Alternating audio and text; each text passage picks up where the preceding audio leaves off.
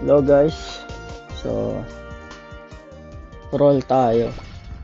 Roll tayo ng MVP card.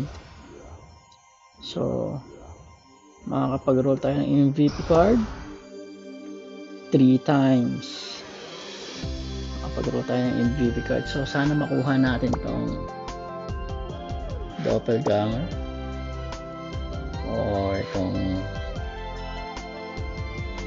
Atros card.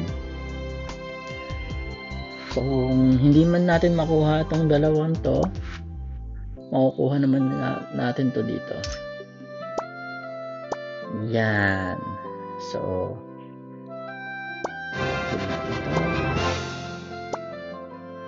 yan na. Makukolect na natin. Pero mag-roll muna tayo. Baka kasi makuha natin eh. So, mag-roll muna tayo ng 3 times.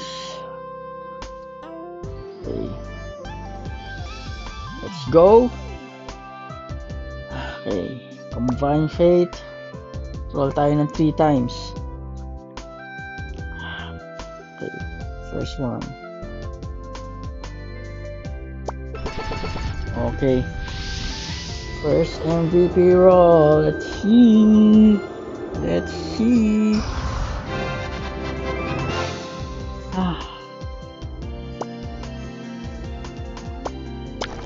Ayan. Pwede na rin. Go sa top. Next one. Moonlight. Or Edga card. Yan ang gusto ko eh. Moonlight, Edga card. Peony pwede rin. Basta mga din ito. Gusto ko rin itong Orc Hero card para hindi mo stand. Sige. Second.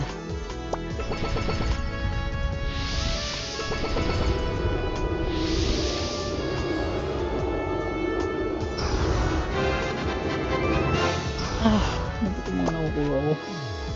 Ganda ba itong mga to? Damage to fire monster. Pwede ah. Okay. Sige. 50M. So guys, para makakaapat tayo ngayon ah. Pwede tayong mag-apat. Pwede tayong mag-apat. Okay guys, sige. Pwede tayong mag-apat. Look. Gamit yung ako nito. Tayo sa aura. Ay hindi pwede. Hindi tayo makakapag-apat. Sayang. Sige. Last. Diyan mo ko na maganda. Wait na natin to. Sige na. Please. Please.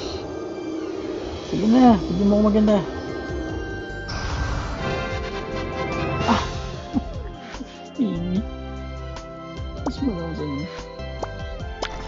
So guys, ito yung tatlo natin nakuha. Ito, Ghost Attack,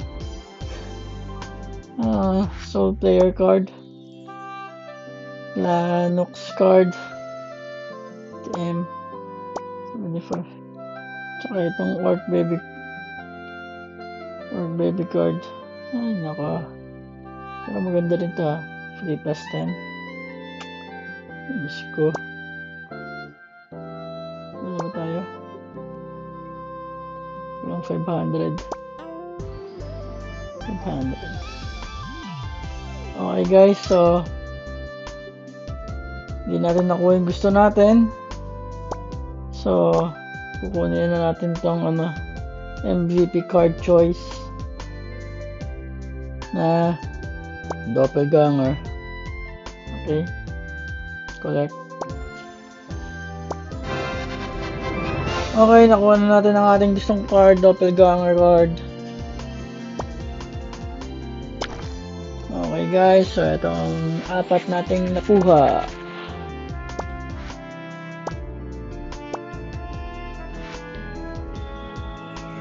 Okay. Okay guys, see you next time. si Smack That One.